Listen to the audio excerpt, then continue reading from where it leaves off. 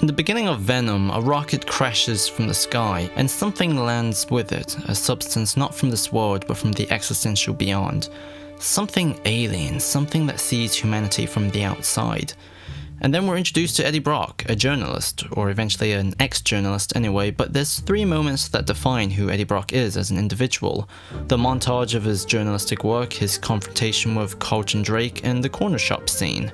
Eddie's occupation as a journalist paints him as this hero of the downtrodden who has made a whole profession out of defending the working class and vulnerable. You don't wind up at the bottom of a landfill due to natural causes, so it seems that the city doesn't care about these people any more than the killer does. And his confrontation with Carlton Drake is representative of this identity, but when he's faced with a real-life crime in his local social environment, he sits by like a dildo and doesn't intervene, even though he's played by buff Tom Hardy.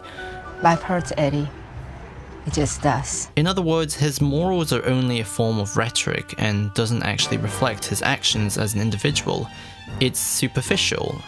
As a result, this highlights what the story is all about. Venom is an implicit deconstruction of professional superficiality and norms. And I say implicit because I don't think anyone's gonna argue that this movie has any particularly high artistic ambitions outside of... Tom, this role, what about it particularly intrigued you? What about the Venom character? Oh, I think he just looks brilliant. I like the look of him. I'm as a character. He's got massive teeth. He's huge. He bites people's heads off. He's got those eyes going on, and I think he's. I just enjoy looking at him. To be fair, so there's an. She's talking about the character you're playing, though. She's not talking about you. What it looked like. Eddie Brock is a journalist and he reflects an institutional idea of norms, but as the movie shows early on, Eddie is disinterested and transgressive towards his occupational etiquettes. Eddie as an individual is actively in conflict with society's preferences for his capacity to act. Dead bodies. Eddie. It's true, right? He wants people to see Carlton be a villain for his experiments, but that requires ambushing him unprofessionally and screwing over his girlfriend in the most dickish way. Morality here is made superficial because of its relationship with professional norms. But journalism in general has a difficult, intense relationship with norms and morals. As Michael Schutzen argued, truth-claiming as an act isn't insulated from the public nor its scrutiny, which is a reason why journalists tend to seek publicly appealing moral stories and promote narratives that thrive on easy-to-understand conflicts. You're fired, Eddie. I can't trust you.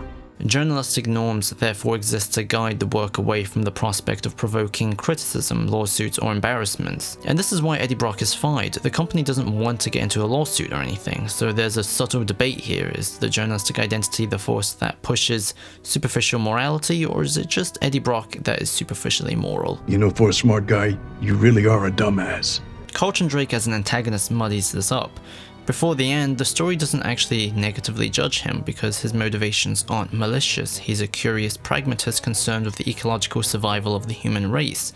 He even has this little moment with this kid. He doesn't answer the question because he's disinterested in norms and etiquette. Okay, don't silence her. Come here, what's your name? Allie. It's okay, Ellie, you know, sometimes it's what people do. They try and silence those of us who ask questions, but you know what, in the end, we're the ones who change the world.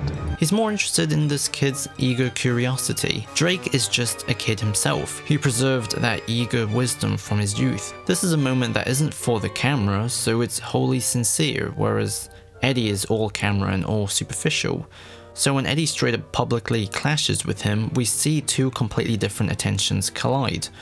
But where does the symbiote fit in? The symbiote is a plot device to exacerbate the core identities of these characters, so they're forced to leave the domain of the superficial and into the realms of who they truly are.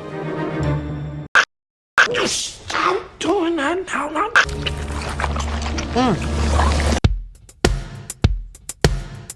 Eddie's life falls apart. Carlton Drake is untouched and is still conducting completely moral experiments that doesn't involve the suffering of human beings in any way.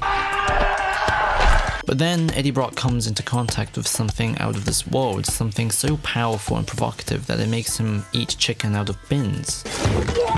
An epiphany festers inside Eddie, a living, breathing idea from the stars, a new frontier. The symbiote is the ultimate interrogator because this is a force that is always hungry, and that hunger unveils who these people are deep down inside. Eddie as Venom goes back to the news company to provide evidence to defeat Carlton Drake, while Carlton as Wright kills his own workers for his own goofy plan. The symbiote demands to be fed, it demands Eddie to be active in its consumption, so he chooses criminals, while Carlton gives the symbiote the human race. Venom and Riot approaches Eddie and Carlton from the outside, therefore as the audience will get to see who they are from the inside. When Eddie is captured without Venom, Carlton has a very specific speech about humanity's destructive impulse to consume. I'm not insane. What's insane is the way humans choose to live today. Think about it. All we do is take. It can't go on. We've brought the planet to the brink of extinction. We're parasites. It's a pretty generic eco-terrorist villain monologue, but the movie knows that. It's conveyed less of an exercise of motivation, but to signal who he truly is. He's a dickhead, someone who is implicitly malicious because his altruistic perspective is just rhetoric detached from any sense of empathy. Carlton cares about the idea of people more than he cares about actual people. Eddie is the same, except by comparing him to Carlton, we realize he's just morally impotent, but it's oddly with the experience with Venom that something manifests itself: humility. Where Riot is the leader of the symbiote, Venom is a loser. On my planet, I am kind of a loser, like you. But here, we could be more. And in the strangest of ways, Eddie is made humble by his experiences with this guy. Therefore, he transforms into a more complete human being. He loses that superficiality because his identity is reflected back to him. Without that identification, the symbiote dies, without negotiating with his sense of morality in a meaningful way, which comes in the form of feeding. Eddie himself is also dying. Norms don't carry anything meaningful unless we make it meaningful, and that demands us to care about it. Otherwise, the morals that are trying its best to keep everything together around us tears apart from how superficial it all actually is. And the story ends with Eddie chatting with that hungry voice in his head now. The deal is you will only ever be allowed to touch, harm, hurt, possibly, very possibly, eat very, very bad people. And perhaps we should all do the same to avoid being morally narcissistic. Instead, just be truthfully weird. Like a man walking down the street talking to himself in order to be a better person, a better idiot of sorts.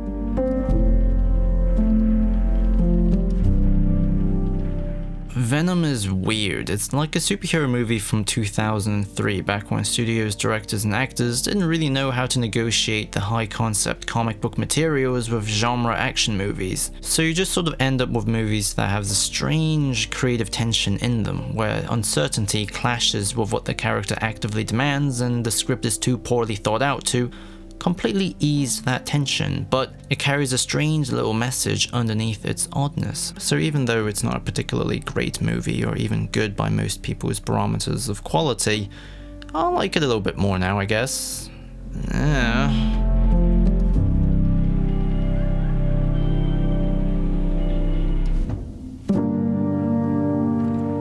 Still not very optimistic about Spider-Man's future, but whatever.